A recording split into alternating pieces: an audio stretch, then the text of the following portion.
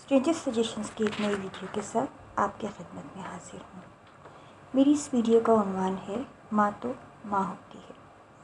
ایک لڑکی کی شادی ہوئی اور وہ بیاہ کر اپنے سسرال چلی گئی۔ بہت جلد اسے یہ اندازہ ہو گیا کہ اس کی اور اس کی ساس کے مزاج میں بہت فرق ہے۔ بے شک مزاج کا فرق ایک فطری عمل ہے۔ اس لڑکی اور اس کی ساس کی شخصیت بالکل الگ تھی اور وہ اپنی ساس کے مزاج کو لے کر بہت پریشان تھی۔ اسے لگتا تھا کہ ہر بات پر ساس اس پر طنز کر رہی ہے۔ چونکہ مزاج اور شخصیت کا فرق تھا، اس لیے کبھی کبھی ان کی کہی گئی ہوئی اچھی بات بھی اسے ناگوار گزرتی۔ وقت گزرتا رہا اور ساس اور بہو کی یہ تکرار یوں ہی چلتی رہی۔ گھر میں نااتفاقیاں بڑھتی ہی جا رہی تھیں اور اس میں سب سے زیادہ متاثر اس عورت کا شوہر ہو رہا تھا، جو ایک طرف بیوی کی سنتا اور دوسری طرف ماں کی۔ اس کے لیے یہ اندازہ لگانا مشکل تھا کہ کس کا ساتھ دے۔ وہ ان دونوں کو سمجھا کر تھک گیا تھا، مگر کوئی فائدہ نہ تھا۔ دل ہی دل میں یہ دعا کرتا کہ کوئی معجزہ ہو جو ان دونوں کو ایک کر دے۔ ایک دن اس لڑکی کی اپنی ساس سے بے انتہا لڑائی ہوئی۔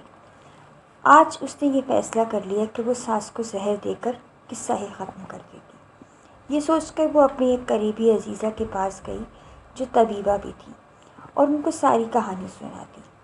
اس لڑکی کا اتنا منفی رد عمل دیکھ کر اس جہاں دیدہ عزیزہ نے اس کو ایک صلاح دی کہ کہا، دیکھو بیوی، اگر ابھی تم نے اپنی ساس کو زہر دیا تو سیدھا شک تم پر ہی جائے گا۔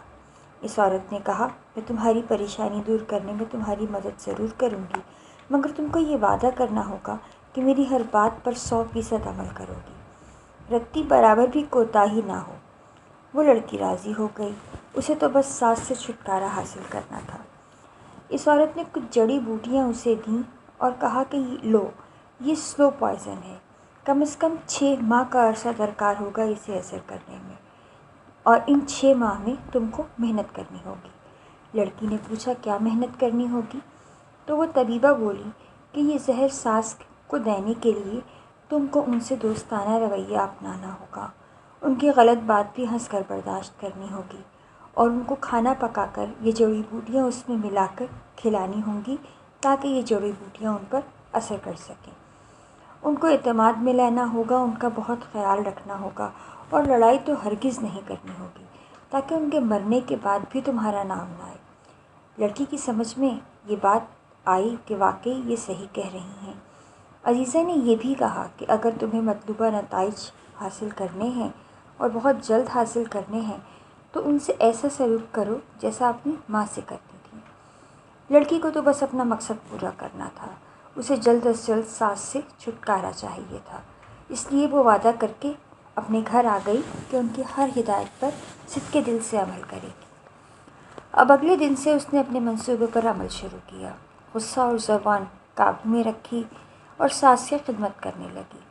رفتہ رفتہ جھگڑے کم ہوئے اور ایک وقت آیا کہ جھگڑے ختم ہی ہو گئے۔ اب تو ساس بھی اس سے بہت خوش رہنے لگی تھی۔ وہ ہر روز اپنی ساس کے لیے کھانا بناتی اور تھوڑی سی جڑی بوٹی اس میں ڈال دیتی۔ اب ساس کا رویہ کافی بدل چکا تھا۔ وہ پورے خاندان میں اور اپنے تمام حلقہ احباب میں اپنی بہو کی تعریفیں کرتے نہ تھکتی، بلکہ ان کی زبان پر تو ہر وقت بہو ہی کی تعریف تھی۔ بہو کے آگے وہ بیٹیوں کو خاطر میں نہ لاتی۔ اب اس لڑکی کے دل میں بھی آہستہ آہستہ ساس کی محبت جاگنے لگی۔ اب تو لوگ ان کو ساس بہو کم اور ماں بیٹی زیادہ سمجھتے تھے۔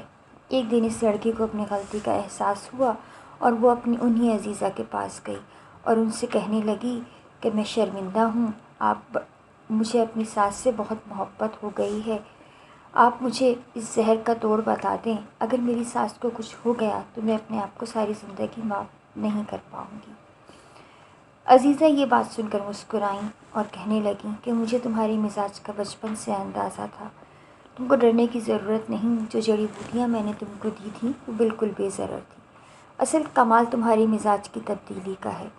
دراصل سارا مسئلہ رویے اور الفاظ اور لہجے کا ہے، جو ہم دوسروں کے ساتھ اپناتے ہیں۔ اور ساس بھی ماں ہی ہوتی ہے، اگر آپ اپنی ماں سمجھ کر توجہ